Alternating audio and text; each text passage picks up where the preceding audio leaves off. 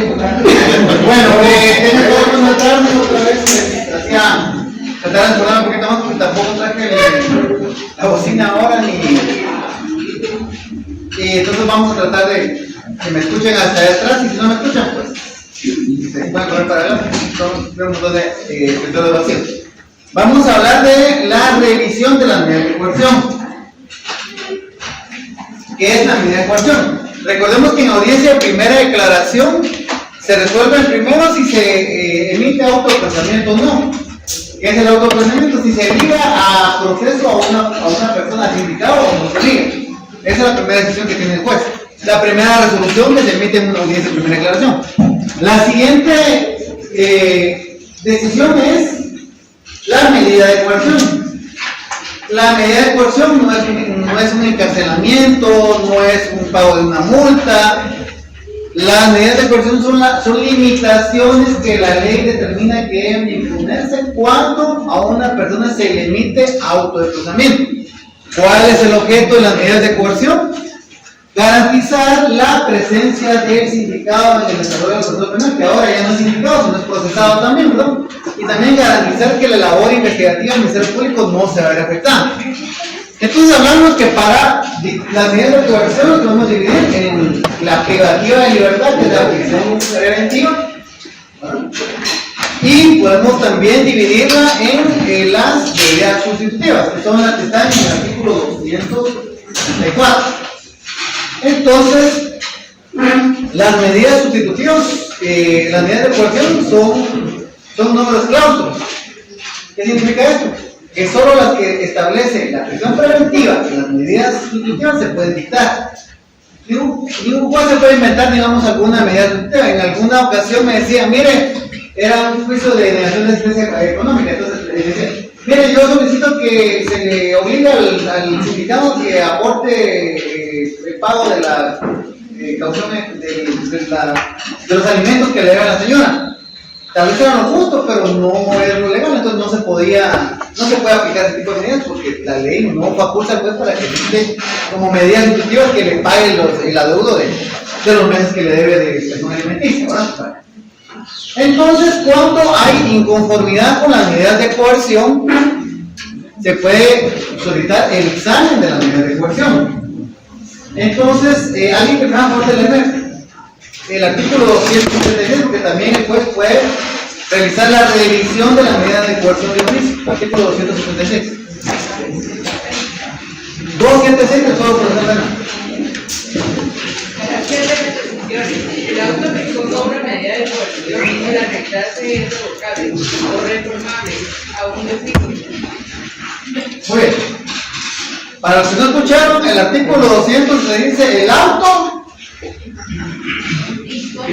imponga una medida de coerción o la rechace. Es revocable. Es revocable o reformable de oficio. ¿Sí? O sea que el juez de oficio también puede revocar o reformar el auto de la medida de coerción. Lo puede hacer. ¿Cuándo se hace? Pues, tendría que justificar muy bien la parte que lo solicita para revocar. Pero fuera de eso, no se hace, ¿verdad? Por ejemplo,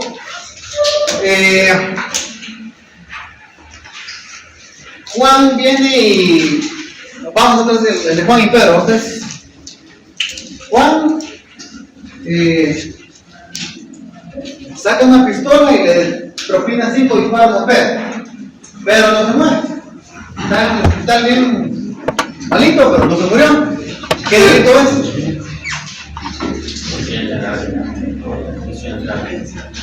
Depende. Sí, pueden ser gravísimas, lesiones graves, o puede ser homicidio en grado tentativo. ¿Por qué? Porque la intención tal vez era matarlo. Juan si quería matar a Pedro. Y le dio 8 balazos, pero para buena suerte de Pedro no se murió en ese momento. O sea, no para mala suerte, porque no sé cómo va a caer Pedro. Pero imaginemos entonces que Pedro lleva la audiencia de primera declaración Y Pedro sigue hospitalizado, el Ministerio Público ya le imputó homicidio en grado de tentativa, porque dice que el Instituto Nacional de Ciencias Forenses, el INACIF, dice que la vida de Pedro estuvo en peligro, que no se murió en ese momento gracias a la intervención de los médicos del Hospital Roosevelt. Pero si no hubiese sido por la intervención de los médicos y de los bomberos que lo llevaban, se muere, ¿verdad? Entonces, le emiten otro procedimiento por homicidio en grado de tentativa, ¿verdad? Imaginemos que el homicidio en grado de tentativa tiene el derecho a medidas sustitutivas, ¿sí o no? No. ¿Por qué? ¿Quién dijo que no? A ver, ¿quién dijo que no? ¿Por qué dice usted que no? Porque el artículo 264 indica que no podrá concederse ninguna de las medidas sustitutivas enumeradas anteriormente y enumera varias y dice homicidio. Ajá. ¿En grado de tentativa? No, ¿verdad? No. Solo dice homicidio doloso. Homicidio doloso. O sea, solo si se muere la persona, pero si lo quería matar y no se murió, sí se le podría dar medidas. Se le podría dar medidas. No significa que se le tenga que dar o que... ¿Cuáles serían entonces los parámetros para darle medidas a Juan? Que desvanezca los peligros procesales. ¿Que cuáles son los peligros procesales? Exacto. El peligro de fuga y los peligros de acusación, ¿verdad? Supongamos que está en homicidio o que tal vez en su momento no estuvo en peligro la vida, pero lo llevaron a proceso por lesiones gravísimas o específicas. Y le dan medidas sustitutivas. Y después hay una audiencia de reforma del autoprocesamiento y se murió Pedro. O sea, que la reforma del autoprocesamiento porque se murió Pedro. ¿Qué pasa ahí? Ya es homicidio. ¿Sí? Ya es homicidio. Ya no es homicidio de grado de tentativa ni lesiones gravísimas. Es homicidio porque finalmente lo que quería Juan se cumplió. Juan lo quería matar, no se murió en el momento, tardó un mes y se murió. Ahora es producto de las secuelas de las 8 perforaciones con proyectil de arma de fuego. O sea, intoxicaciones de plomo, diría en el cuerpo. Se murió, ¿verdad? ¿Qué pasa entonces? Entonces, ya se modifica la calificación jurídica y por imperativo legal, Juan no tiene derecho a medidas sustitutivas. Porque los homicidas no tienen derecho. Bueno, los están ligados a homicidios, pues, porque no es que sean homicidas. O sea, es hasta en sentencia que ya le podemos decir homicida a Juan. Mientras tanto es presunto, posible y muchachito, diría. Pues acá, digamos, la presunción de inocencia es hasta sentencia donde se quebranta esa presunción de inocencia. Antes, ¿no? Dios guarde que, bueno, el Ministerio Público a veces es un poco hostil para tratar a los sindicados, sí los trata así de encuentro, ¿no? Pero el juez no lo puede hacer, porque el juez dice, mire, que usted como es homicida, entonces ya está externado opinión, y ya puede ser objeto que lo recusen porque está externado opinión. Entonces, como son presunciones, es hasta en sentencia donde ya se quebranta la presunción y la presunción de inocencia ya se le puede decir, usted es autor responsable de la atención del delito de...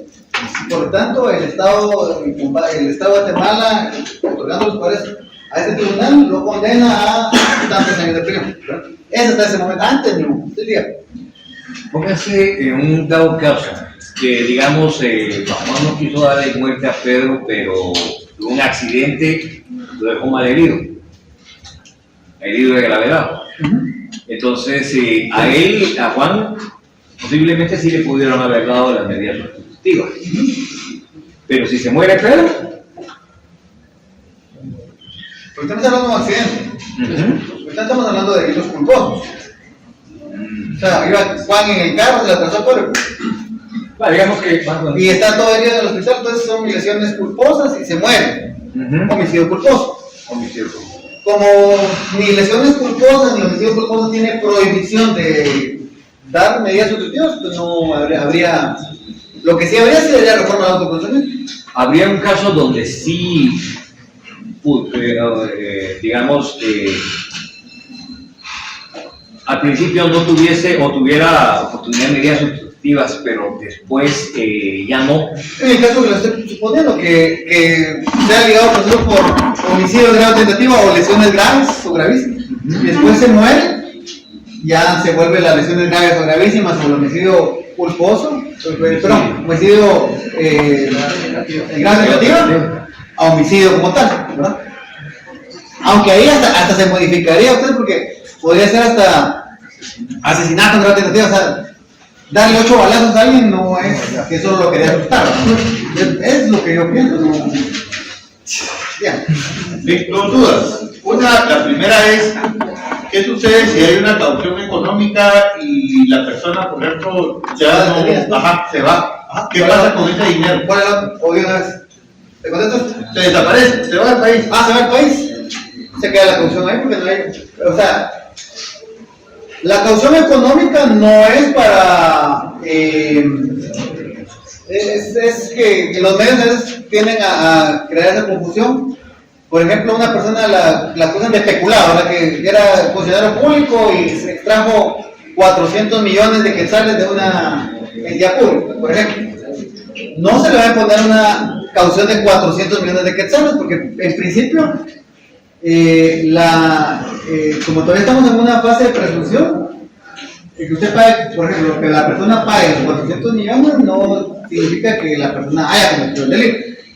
La caución económica es una garantía de presencia, quiere decir que con ese dinero usted está garantizando que yo no me voy a ir porque ya ese dinero, yo garantizo que no me voy a ir. Tampoco con pagar la caución está diciendo, mire, yo soy culpable y por eso pago la caución.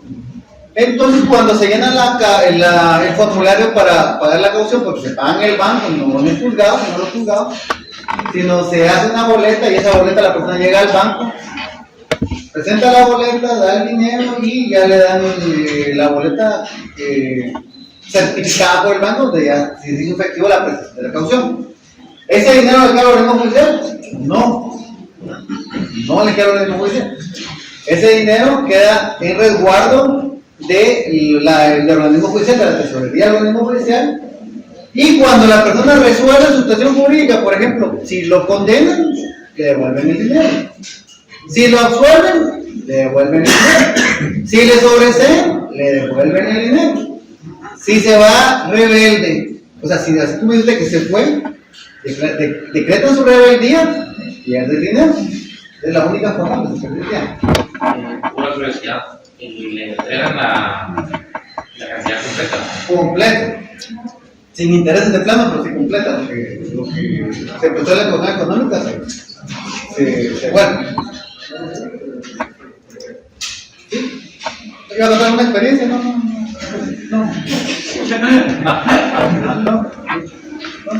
Pregunto, dije yo, les di cara así como que a mí me ha pasado. Ahí procuran sanear los antecedentes antes de hacerse a los privados, porque si no les pegan hacerse a los privados. Porque no, sí. Para hacerse el examen técnico profesional, si nunca se los habían dicho, hay que presentar antecedentes penales políticos. O sea, si alguien tiene algún problemilla por ahí, puede rehabilitar todavía antecedentes. Que la otra duda era la siguiente. Yo estaba viendo una entrevista del ministro de Gobernación, que él era juez, que dice que dentro de las medidas de coerción no está el control telemático. No, eso es entonces, cuando un juez lo decreta, ¿por qué razón se coloca el control telemático? Porque el control telemático no es una medida de control, por eso hay una ley de control telemático, es un auxiliar de medidas de coerción. Entonces, por ejemplo, se le puede dictar a una persona arresto domiciliario en su propio domicilio de residencia y le puede limitar el juez hasta dónde va a llegar ese arresto domiciliario en su propio domicilio de residencia. Le puedo decir que no salga de la 1 de julio, por ejemplo, si vive en la 1 de julio. Le puedo decir que no salga del municipio de Misco, si vive en el municipio de Misco. Le puedo decir que no salga del departamento de Guatemala. O le puedo decir que libremente puede circular por todo el país y, por ejemplo, es una persona que trabaja de vendedor rutero, ¿verdad? Y no le voy a limitar su derecho de trabajar. Entonces le digo, bueno, ¿dónde vende usted? Yo vendo en Progreso, vendo en Zacapa, vendo. Se puede movilizar de la ciudad de Guatemala hasta el departamento de Zacapa, el municipio y departamento de Zacapa, y todos los lugares que estén en la ruta. Ya si pues, se va a Petén o algo así, ya pues quebranta la orden de la limitación de la medida sustitutiva y se le puede revocar el beneficio y se manda a la persona. El control telemático, pues es un auxiliar de las medidas de coerción, es, digamos, como para garantizar el cumplimiento de la medida de coerción. Una persona que se le decretó arresto domiciliario, mire, no puede salir de su casa y se le pone el control telemático, pero el juez no está todo el día ahí, ni tampoco le van a mandar a un policía todo el día ahí que esté parado viendo si sale o no sale de su casa. Lo hicieron con algunos personajes importantes que les dieron arresto domiciliario y les ponían un policía 24 horas ahí enfrente de la casa para garantizar que la persona no saliera. Pero el control telemático sustituye eso, pues es un sustituto de esos controles y es un auxiliar para determinar esos controles. En algunos casos, yo estaba escuchando algunas cuestiones, interpretaciones de otros honorables juzgadores, y, bueno, eran de abogados, no eran de... Yo me quedé pensando, si no les doy la razón, pero uno escucha y no hay necesidad de ofender para compartir. El artículo 234 da los delitos que no tienen ley, ¿no? Entonces alguien decía, mira, pero puedes decretar prisión, pero no en su casa, no en, por ejemplo, en el preventivo de la zona 18, o en el Zavala, o en cualquiera de los centros de protección de donde auto de prisión preventiva en su casa. Ajá. Pero su casa no es dentro de su casa. ¿Y cómo va? Y para garantizar que no salga de su casa, le pones control telemático. Pues yo no lo voy a decir porque, digamos, la prisión preventiva solo se puede hacer o se puede sufrir, ¿sí? Solo se puede sufrir en centros de privación de libertad, no en su casa. Artículo 274 del Código Procesal de Tratamiento. De lo que está hablando. Del 276. ¿Cuál? No, es que ese tratamiento, el encarcelado preventivamente será alojado en establecimientos especiales. Sí. Sí, entonces, por eso les digo que yo no comparto ese criterio que estaban informando. Entonces, el control telemático, como tal, solo es para un mejor control de que la persona está cumpliendo con las medidas de coerción que se le pusieron. Dice, no va a salir de su casa, no va a salir del departamento de Guatemala, no va a salir del municipio de Guatemala, no va a salir de la colonia, ¿cuál es el primer punto? No va a salir del reloj. Entonces, ¿cómo tiene controles de coordenadas cartesianas? Sí sabe hasta dónde fue la persona y hay un detenido en un juzgado le pusieron control telemático y en otro juzgado, tiene varios procesos, en otro juzgado le dieron prisión preventiva. Entonces decía, ¿qué hago? Porque allá me dieron control telemático y sí estaba en su casa él, ¿no? Entonces sí tiene el aparato, pues, pero no puede, porque en el otro juzgado tendría que ir a una revisión de la medida de coerción o tendría que le quiten el control telemático, porque entiendo, según las propias palabras, que le siguen cobrando el control telemático y está detenido en un centro de privación de libertad. Pero cuando lo citan al juzgado, entonces el control telemático pues marca que tiene movimiento, que salió de Mariscal Zavala para el Torre Tribunales. Entonces en el otro juzgado puede tener problemas porque si no está cumpliendo con el control telemático porque él le había dicho que no saliera de su casa. Pero, otra cosa muy puntual, es que un proceso, o por muy mediática que sea una situación de una persona, en la sala de audiencias, pues no cuenta, ¿sí? Porque en la sala de audiencias solo cuenta lo que se desarrolla en la sala de audiencias. Que yo leí en Twitter, en X, en Instagram, que la persona hace esto y esto y esto. Pues sí, pero lo que importa es lo que me puedan acreditar en la sala de audiencias. Que mire, lo que pasa es que si es buena persona porque le dieron el premio no sé qué y no sé dónde. Pues sí, pero eso no tiene nada que ver en el delito que se está persiguiendo, ni para garantizar que la persona no se va a jugar, ¿verdad? Bueno, tú vas aquí, todo claro. Sí, ¿cuál es tu pregunta? Ya me la dijo, ¿no? Sí. Una era la de la cuestión económica, ¿qué pasaba con el dinero? Y la otra era la del matemático. Bueno, tapamos bien aquí, ¿verdad? Sí. Bueno. Entonces, ya vimos entonces que la revisión de la medida de coerción puede ser de oficio, pero también puede ser justada o los derechos del artículo 167.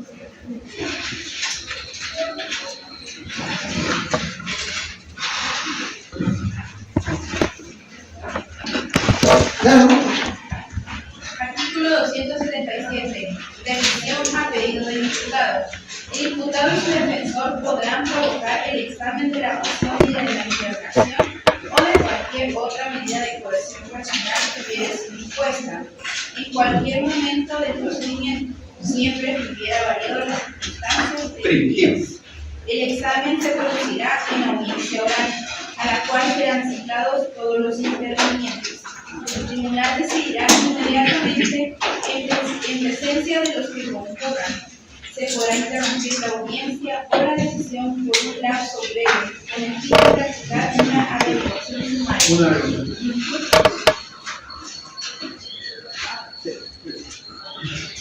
Entonces, acá es una duda que también, y es muy válida, ¿no? Porque dice que el sindicado o su abogado podrán promover el examen de la medida de coerción. No dice que el Ministerio Público ni que el querellante, ¿sí? No lo dice, solo dice que es el ministerio, solo es el sindicado o su abogado. Sin embargo, pues para no dejar en estado de indefensión o que exista una igualdad procesal, también se le da la misma oportunidad al Ministerio Público y también se le da la misma oportunidad al querellante cuando hay querellante para que soliciten esa revisión de la medida de coerción. Por ejemplo, la persona está votando medidas sustitutivas que el Ministerio Público dice, mire, él cambiaron las instituciones primitivas porque él en audiencia de primera declaración indicó que vivía en esta casa. Ya fuimos a checar y él no vive en esa casa. En esa casa nunca había recibido. Y aquí tengo los medios de investigación donde fuimos a marcar la casa y él no vive en esa casa. ¿Sí?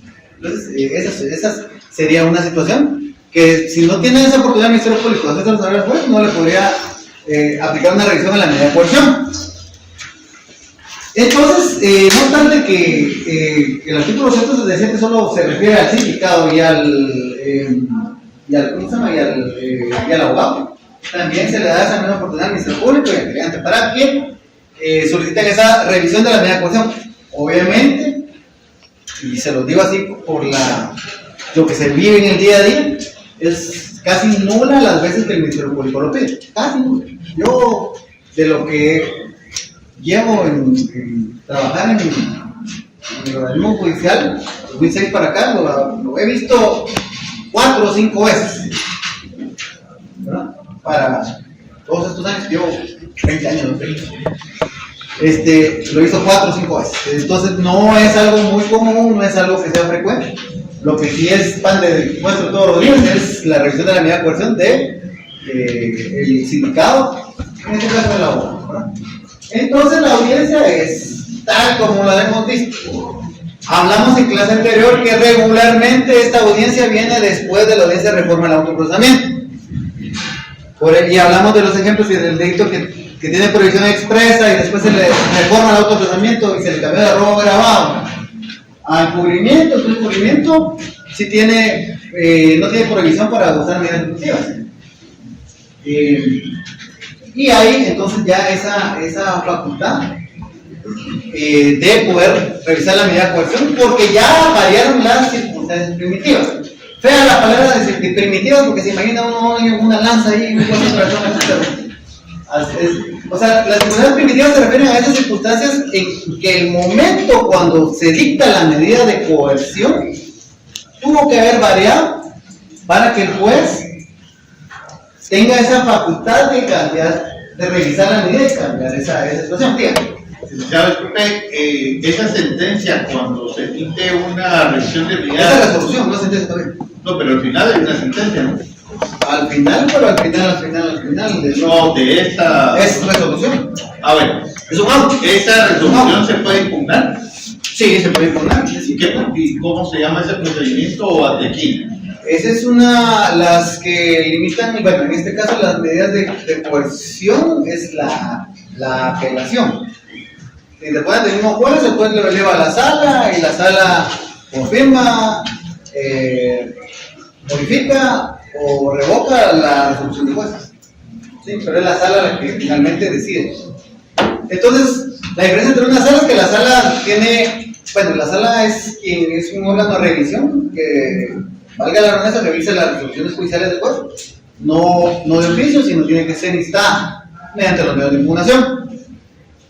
Y pues la sala ya tiene esa facultad de confirmar, modificar o revocar las resoluciones de los jueces de primera instancia.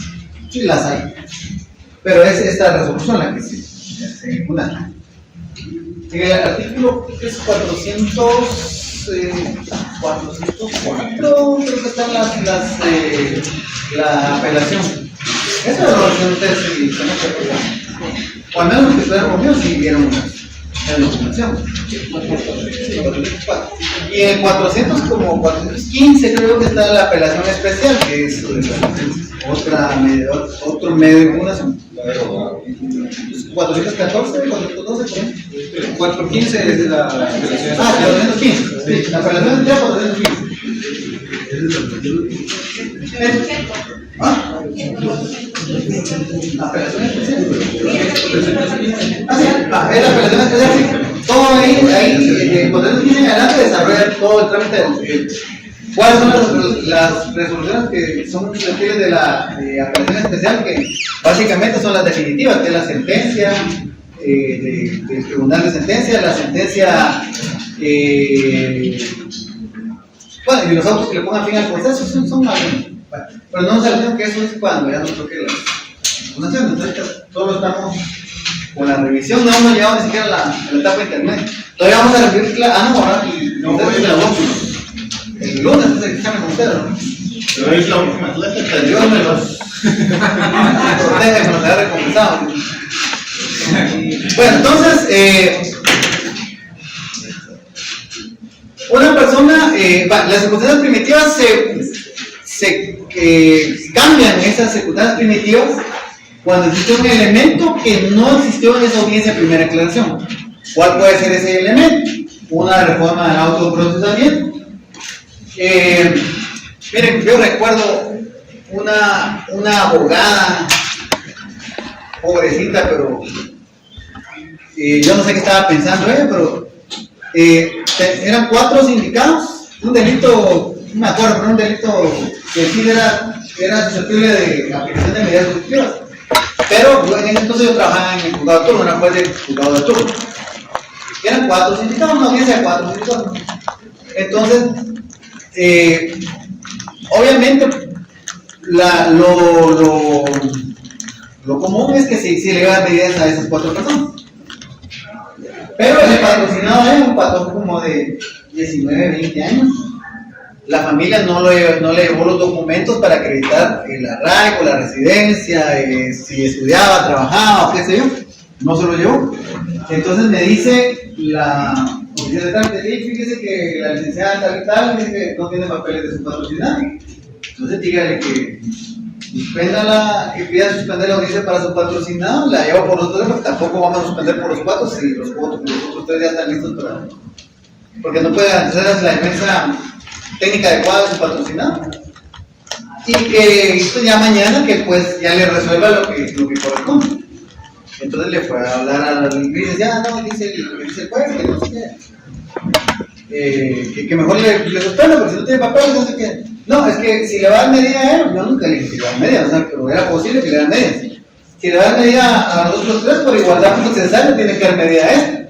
Pues así pues, o sea, podemos haber cometido el mismo delito todos, pero la igualdad procesal quiere decir que todos estamos en las mismas condiciones. O sea, todos entramos con las mismas oportunidades, pero si yo no tengo cómo acreditar que tengo arraigo en un lugar, pues la oportunidad me la están dando igual que a los otros 3, pero yo no lo puedo hacer en este momento. Entonces, ¿qué va a hacer el juez? Me va a dejar detenido porque no puedo decir, mire, yo vivo en la tercera avenida, segunda calle, 2-40, no lo puedo decir. O sea, lo puedo decir, pero no lo puedo acreditar, mi abogado no lo puede acreditar. ¿Y cómo lo va a acreditar? Regularmente con una factura cambiaria de servicio de energía eléctrica o de teléfono o de cualquier cosa. Preferible que sea nombre de la persona que está siendo sindicada. Entonces, así como se acredita que uno vive en una casa, muy bueno. Si el recibo está en nombre de un tercero, ¿qué relación tengo yo con ese tercero? Si yo vivo con mis papás, entonces el recibo está en nombre de mi papá. Entonces una certificación de nacimiento, porque ahí dice quién es mi papá, en la del DPI, en la certificación del DPI, ¿no? En el nacimiento dice quién es mi papá y quién es mi mamá.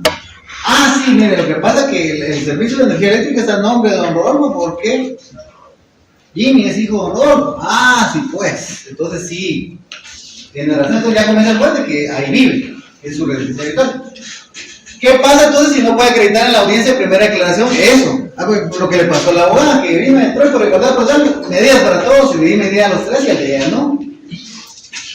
Entonces, y peor todavía porque por no aguantarse el muchacho 12, 24 horas más en carceletas, puede estar como un mes o algo así detenido, porque hasta que le dieron su revisión de la medida de coerción, pues ya entraron a conocer si se desvanecía el peligro de fuga, ¿no?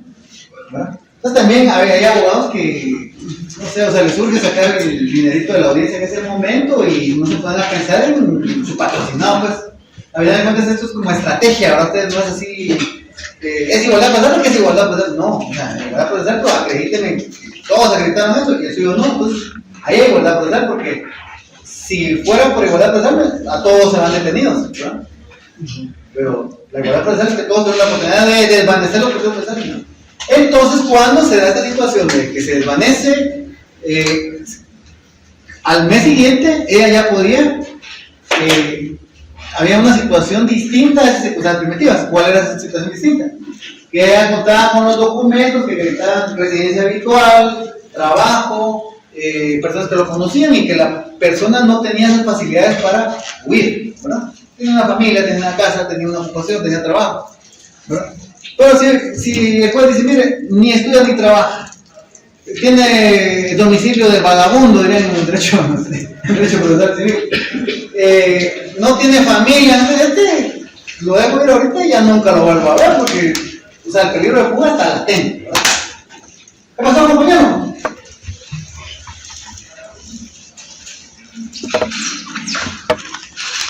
Ahí lo miro parado. Nos va a hablar de cambio de la situación definitiva.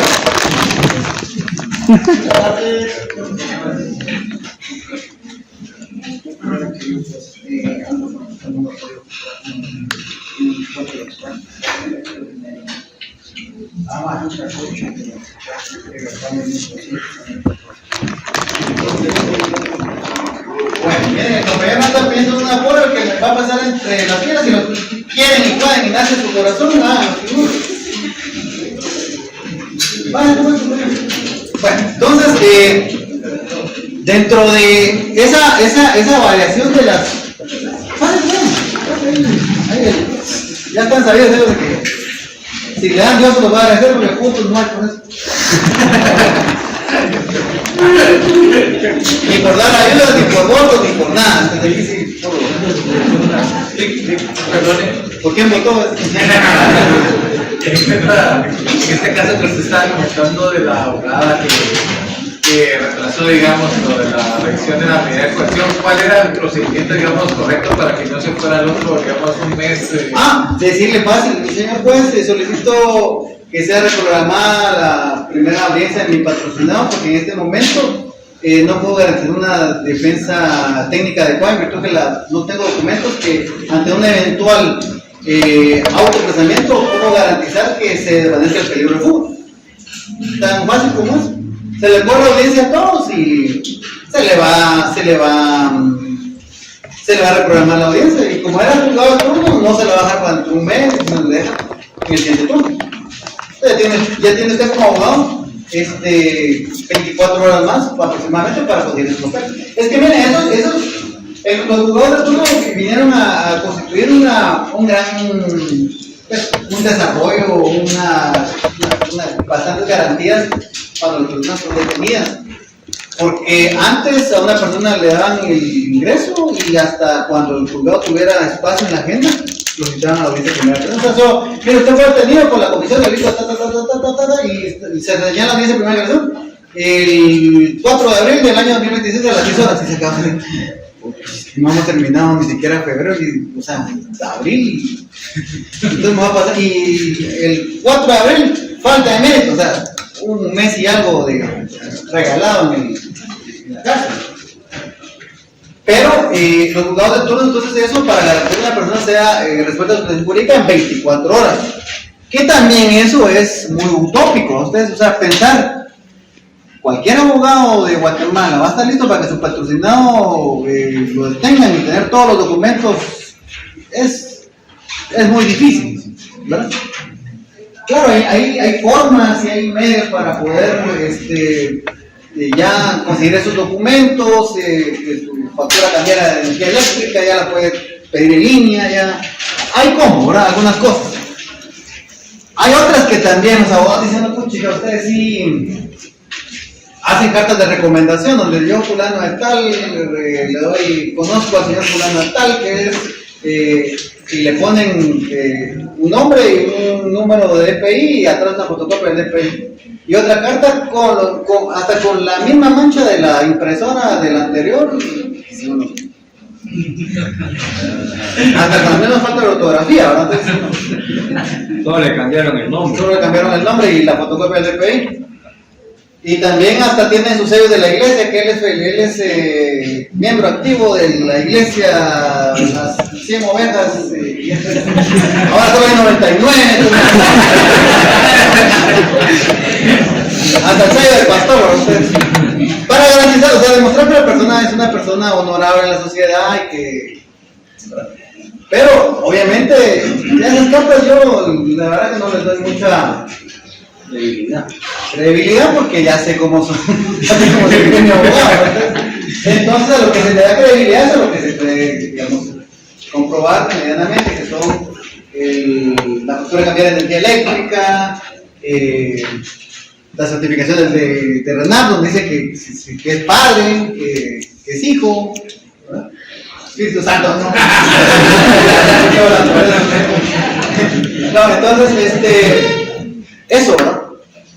Alguien que es padre de familia difícilmente va a dar a sus hijos abandonados para evadir una eventual responsabilidad que pueda tener. Difícilmente, no es posible ahí.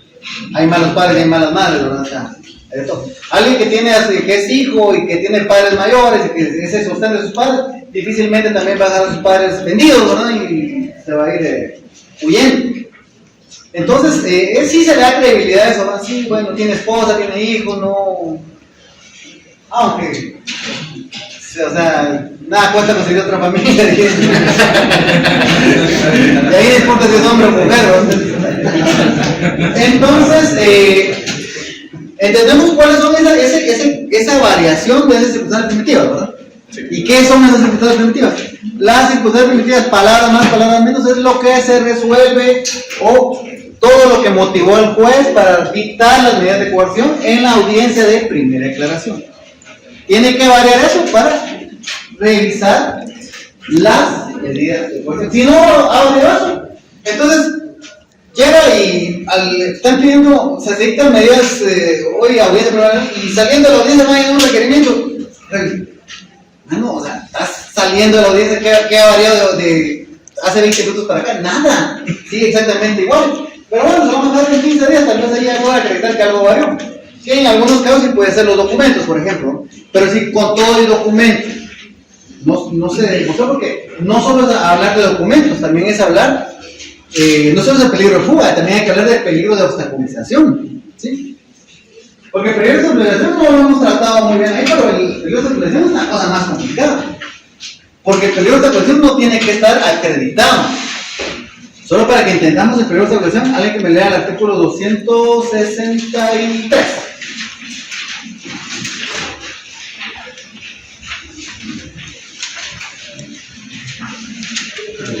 Peligro de obstaculización.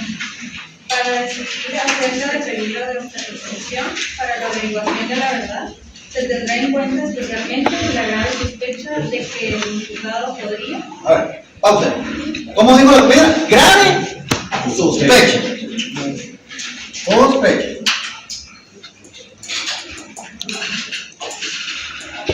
¿La sospecha es una certeza? No. tiene sospecha, no tiene seguridad. Diría, no tengo pruebas, pero tampoco no tengo dudas. La grave sospecha. O sea, y la grave sospecha es algo objetivo o es subjetivo. Subjetivo. Es subjetivo. Bueno, porque algo que entendamos en el plano terrenal, las sospechas de infidelidad. O sea, son subjetivas. O sea, alguien puede que va a la pareja con amigos y regresa a las 4 o 5 de la mañana y dice, sí, pues allá por parte de los amigos no pasó nada. Se quedó a la par del otro, como son amigos no hicieron nada. Dice usted, pero es algo subjetivo, porque dice, yo no lo veo mal, yo creo que no tengo sospecha. Habrá quien contesta un mensaje y dice, ¿quién es el que te está hablando? ¿Quién es el desgraciado? ¿Quién es el maldito? Vamos a mandar a matar. Entonces, esa sospecha, como digo, es algo subjetivo, entonces como para convencer de la grave sospecha, para eso sirve pues la retórica, el discurso, la argumentación que da el Ministerio Público. El Ministerio Público me dice, señor juez, aquí hay un peligro de regulación porque el sindicado conoce a la víctima, conoce dónde vive, conoce a sus familiares, sabe dónde va a trabajar, sabe qué ruta camina. En cualquier momento entonces podría él influir en que el agraviado ya no se aparte del proceso penal y se comporte de manera desleal o reticente. Entonces yo le solicito, señor juez, que con base a que no se desvanece el peligro de aseguración, que no se le den medidas sustitutivas. Continúa, por favor. Número 1, destruir, modificar, ocultar, suprimir o falsificar elementos de prueba. Muy bien. Entonces, esa es la que puede tener grave sospecha que la persona pueda destruir, modificar, ocultar, suprimir o modificar medios de prueba. Yo soy director de la sección financiera del Ministerio de Desarrollo Social y tengo un proceso penal donde yo autoricé pagos a 10,000 personas que están fallecidas y me están acusando de peculado porque ese dinero fue pagado y saber quién se quedó con el dinero porque los muertos no comen y le vienen a partir, ¿verdad? La vida aparte de comer, dicen. Entonces, no hay proceso penal, por ejemplo, yo soy director y me llegan a procesos porque yo autoricé esos pagos. Una grave sospecha que puede ser el Ministerio Público, señor juez, él puede ir a las instalaciones del Ministerio y destruir, modificar, ocultar la documentación que el Ministerio Público pues, no ha recabado en este momento. Entonces, hay grave sospecha que él pueda actuar de esa manera y entonces necesito que se le dicte prisión preventiva. Podría ser. Sí, por favor. 2. Influir para que los imputados, testigos o peritos informen falsamente o se comporten de manera desleal o reticencia. Bueno, ese es también bien subjetivo, porque dice, mire, señor juez, lo que pasa es que el sindicado, lo que decía, conoce a la víctima, conoce dónde vive, entonces podría amenazar para que se comportara de manera reticente.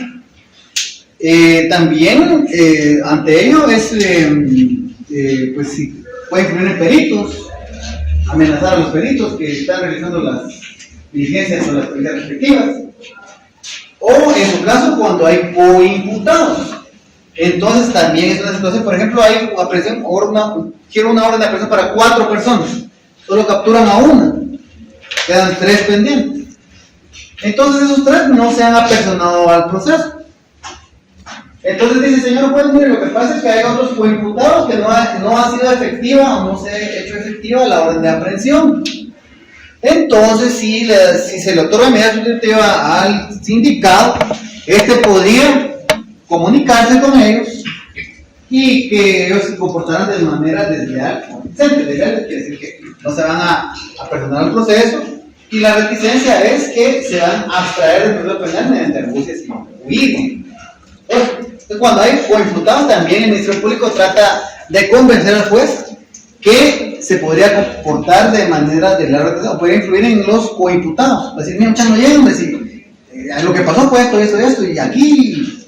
Entonces ya se arman una estrategia desleal para los demás sujetos procesales y pues eso pasa. ¿Dudas con esto? ¿No? ¿Hay otro análisis? Sí. 3. Inducir a otros a realizar tales comportamientos. Eso es lo mismo, o sea, si no directamente, eso pasa mucho cuando son pandillas, ¿verdad? Porque dicen, miren, lo que pasa es que es pandillero y tiene más miembros de clica y después ir a los de la clica que vayan a amenazar a la víctima. Pues no. Obviamente eso lo pueden hacer afuera o adentro, eso no, pero bueno, mejor que se quede guardado. ¿No? ¿No? ¿Todo claro? Bueno, ya estamos listos para una revisión de la medida que no. Alguien que necesito dos voluntarios. Otros dos que no habían pasado, creo. Ya se me escapan las caras. A ver, tengo miedo aquí de. ¿Qué nos pasa en tal? Yo. Ya pasó, no, ahora. Ah, ya pasé 2 veces. 2 veces, después de tercera mano. A ver, de atrás, ustedes de abajo, vamos a ver. Sí.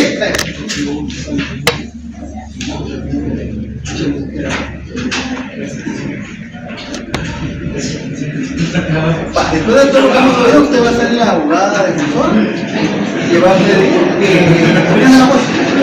va a ser la abuela de la abogada. Yo voy a solicitar patrocinado la medida de coerción y entonces micropulso. Entonces, la forma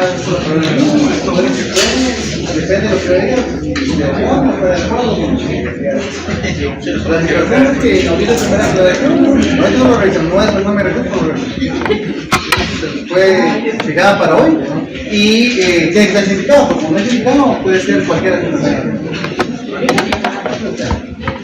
No, usted ya está presente certificado fundamental. ¿Cuál es su nombre? Eric Castellanos. Eric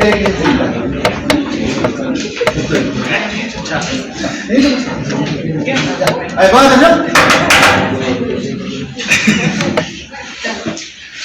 Muy buenos días, damos inicio a la audiencia para la revisión de medida de coerción en el municipio de Guatemala, municipio de la ciudad de Guatemala, siendo las 12:30 el 26 de febrero. El expediente 020-2016-018. Hacemos constar la presencia de las partes por parte del Ministerio Público, la defensa técnica, abogado defensor. Buenas noches, señora juez. Gusto saludar. El sindicado Eric Castellanos. Presente, honorable juzgador. Damos entonces.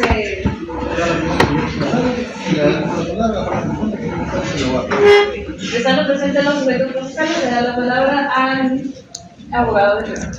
Buenas noches, honorable juzgadora. Esta representación ha instado a esta audiencia con el objeto de que sea revisada la medida de coerción de mi patrocinado Eric Castellanos. Para hacer un poco acopio a lo que ha sucedido en este proceso, señora juzgadora, en fecha 2 de enero del año 2026, dentro de la presente causa, a mi patrocinado Eric Castellanos le fue emitido autoprocesamiento por la posible comisión del delito de hurto. Al extremo, señora juzgadora, que en la audiencia antes referida, el juzgado de turno pues le fue negada el otorgamiento de medidas sustitutivas como medidas de coerción.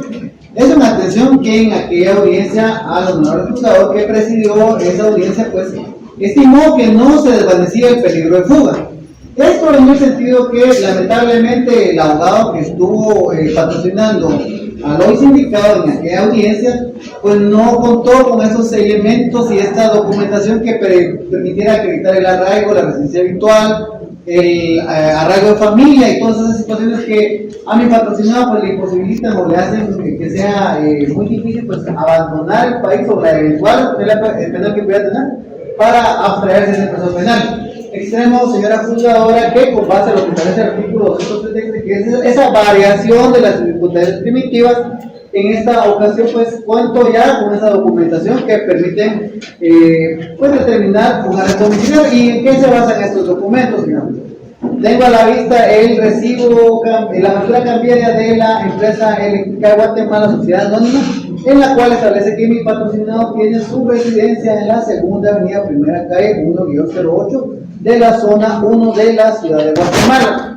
La factura cambiante referida está a nombre del progenitor de mi patrocinado, extremo que lo podemos comprobar también con la certificación de nacimiento, en la cual sí constata usted el nombre del progenitor de mi patrocinado con el titular del servicio de energía eléctrica, pues de la misma persona. Este sentido, pues ella tiene 28 años de residir en esa residencia y pues, usted lo podrá ver de avanzada edad, pero todavía es hijo de dominio de empresa.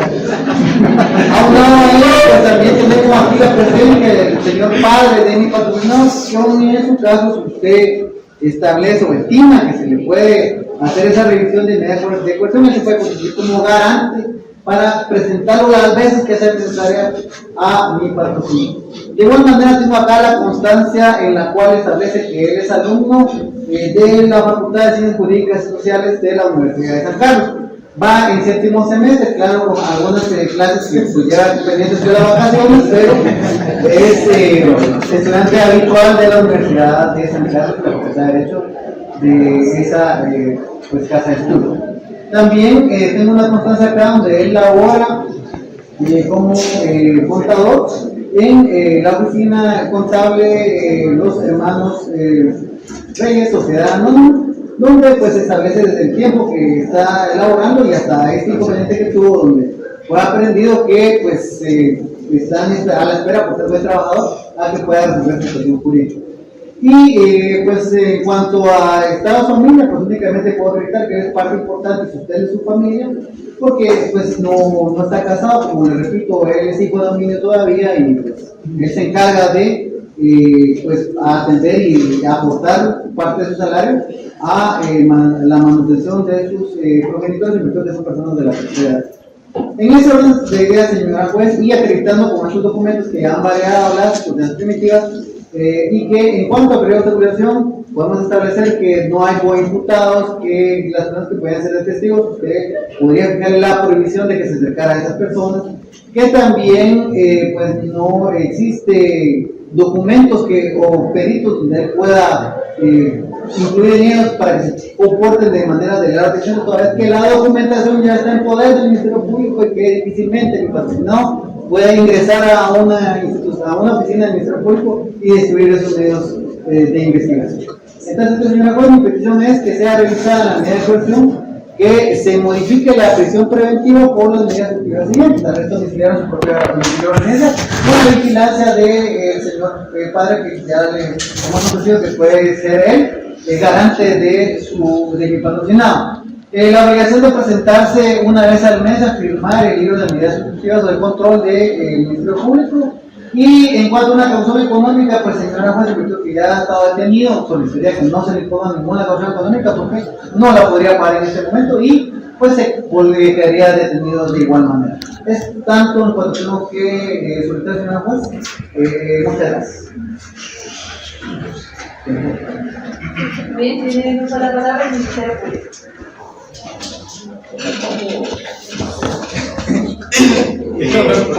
Porque Buenas tardes, señora jueza. Nosotros no somos, el Ministerio Público supone a la solicitud de...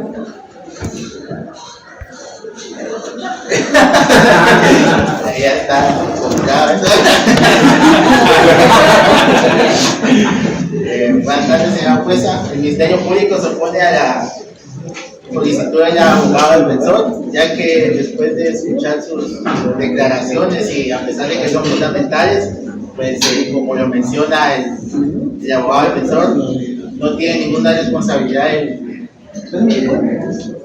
el acusado y existe el peligro de fuga, ya que es, como le dices, todavía es dependiente de sus padres y es estudiante, no tiene familia y no tiene responsabilidad de hijos. Entonces, también con investigaciones quedamos claro de que el acusado tiene familia en el exterior del país y existe la posibilidad de fuga. Entonces, nos oponemos a las medidas que dice el abogado defensor. escuchadas las partes y revisando el expediente hacia la petición del abogado defensor. Vamos a dar por lugar la medida de sustitución, ya que el día de hoy ha presentado expedientes para poder declararla. Por tanto, se declara con un lugar y se dicta la medida sustitutiva, arresto domiciliario en su propio domicilio o residencia, conforme al artículo 264, con el apoyo de vigilancia del padre de familia que hoy se hace presente. Damos por culminada la audiencia. Damos por culminada la presente audiencia, quedando notificados cada una de las partes. Muchas gracias. Buen día. Muy bien, muy bien, muy bien.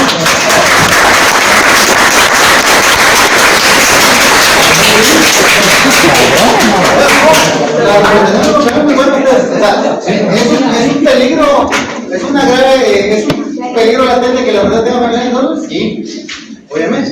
Pero ¿quién no tiene familiares en Estados Unidos? O sea, no conozco a alguien que diga no tengo familiares en Estados Unidos. Pero somos un país donde tenemos. Claro, pero no es, pero es la argumentación. O sea, mire, él puede huir. Dijo, mire, él es hijo, pero pues como hijo no tiene responsabilidad con los padres, se puede ir, puede huir.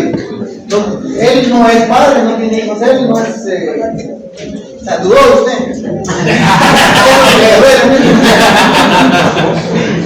Pues duerma con la. Ya no da tiempo de otra, porque lo interesante sería una reforma y después la revisión. Ahí se hace la argumentación que han variado las circunstancias primitivas en virtud de que en audiencia de fecha 2 de enero del año 2025 a Eric Castellano se le dictó autoprocedimiento por la posible de delito de robo agravado. Sin embargo, señora juzgadora, en la presente audiencia, al aplicarse la reforma al autoprocedimiento, se logra determinar que la posible comisión de derecho punible, sino que acepte los hechos que indica el Ministerio Público, es la comisión de delito de encubrimiento propio. En tal sentido, este delito pues, ya es susceptible de poder gozar de medidas sustitutivas. Es decir, esas circunstancias primitivas que hace relación al artículo 277 del Código Procesal Penal, pues definitivamente sí, ya existe en este momento esa variación. En tal sentido, solicito como medidas de coerción la revisión de las medidas de coerción y que se modifique la prisión preventiva a arresto domiciliario en su propio domicilio, a que vaya a firmar el libro. La juez se portó muy buena gente, se dan cuenta, ¿verdad? Solo le dejó arresto domiciliario en su propio domicilio y que bajo vigilancia del papá, o sea, el papá tiene que firmar un acta donde se compromete como garante. Cuando se hace eso, se firma un acta donde se compromete como garante. En mi caso en particular no me gusta dejar garantes porque ya todos somos mayores de edad y ya quienes ya tiene el papá andar cuidando. ¿Y qué pasa si el somos se huye? No se le puede hacer nada adelante, o sea, es algo como de una cuestión como moral, una imposición moral que se pone, ¿no? Con llevar la responsabilidad. Bueno. Dos preguntas y conformidades. Valgamón, hermanos animalitos, amigos, nos vemos el día de examen.